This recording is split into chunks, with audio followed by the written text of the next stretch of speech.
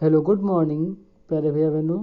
जैसा कि हम लोग UP board solutions for class 7 maths, जैसा कि हम लोगों ने पिछली वीडियो में 3A अभ्यास कंप्लीट कर ली थी। आज की वीडियो में उसी के आगे एक नया टॉपिक है हमारा समांतर माध्य, उसे देखेंगे आज की वीडियो में। तो समांतर माध्य क्या है? आंकड़ों के एक समूह के लिए अधिकांशतः प्रयोग किए जाने वाले प्रतिनिधि मान समांतर माध्य हैं। इसे अंगणितीय माध्य भी कहा जाता है। संक्षेप में माध्य मतलब मीन कहते हैं। इस प्रकार समझने के लिए आइए निम्नलिखित उदाहरण को देखें।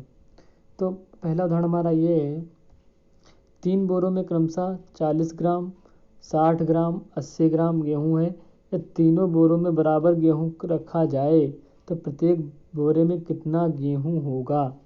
तो हम क्या करते हैं, इसमें प्रत्येक बोरे में गेहूँ की मात्रा समांतर माध्य या औसत होगा। समांतर माध्य निकालने के लिए क्या करते हैं, हम जो गेहूँ की कुल मात्रा होती है उसे जोड़ लेते हैं और जितनी संख्या होती है, नंबर ऑफ बोरा, जितने बोरों की संख्या होती है उसे नीचे लिख लेते हैं। तो समांतर माध्य बराबर गेहूँ की कुल मात्रा बटे बोरों की संख्या।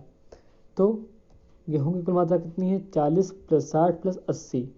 40 + 60 + 80। यदि तीनों बोरों में बराबर गेहूँ रखा जाए और बोरों की संख्या 3 बोरे हैं ना, 3 बोरों की संख्या 3 हो गई हमारी। 40 60 100 और 100 80, 180 बटे 3। तो काट देंगे, 3 एकम 3, 3 दूनी 3 छंग 18, तो मतलब कि 60 किग्रा। तो इसका 60 किग्रा आंसर हो जाएगा।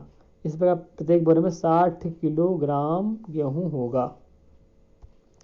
इस तरीके से हम उदाहरण 2 दे सकते हैं। उदाहरण 2 क्या है हमारा? कक्षा 7 के 6 शिक्षार्थियों के पूर्णांक 100 में से प्राप्तांक निम्नलिखित हैं। कितने हैं? 85, 73, 90, 64, 86, 70। तो क्या करना है हमें?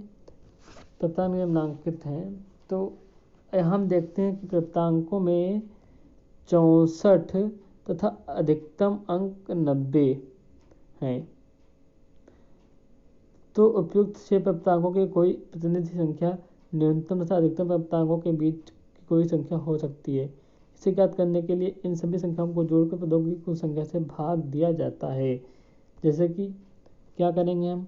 85 + 73 + 90 + 64 + 86 + 70 बटे में कितनी संख्याएँ हैं? 6 संख्याएँ हैं।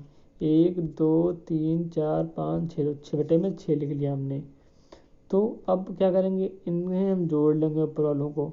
तो 85 + 73 + 90 + 64 + 86 + 70, जब इसे हम जोड़ेंगे तो हमारा आ जाएगा 468 बटे 6।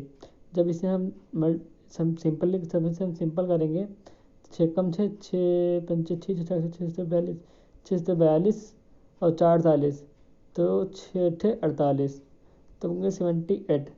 तो 78 का प्रतिनिधि संख्या हो जाएगी। इसे संख्याओं का औसत अथवा समांतर माध्य कहते हैं। समांतर माध्य वह मान है जो दिए हुए पदों में योगफल में पदों की संख्या से भाग देने पर प्राप्त होता है। थोड़ा सा और समझते हैं हम। समांतर माध्य निम्नलिखित रूप से परिभाषित किया जा सकता है। जैसे समांतर माध्य बराबर सभी पदों का योग, जितने पद होंगे, और पदों की संख्या, पदों के जितने भी पद होंगे उनका योग हो जाएगा। मान लो जैसे कि 2 4 6 8 10, ऐसे ये हमारे पद हो गए। ठीक है। और जब हम पदों की संख्या निकाल लूँगी तो 1 2 3 4 5, यानी कि ये पद की संख्या हो गई। जब इसे हम सॉल्व करेंगे, जब इसका समांतर मान निकालेंगे तो कैसे निकालेंगे?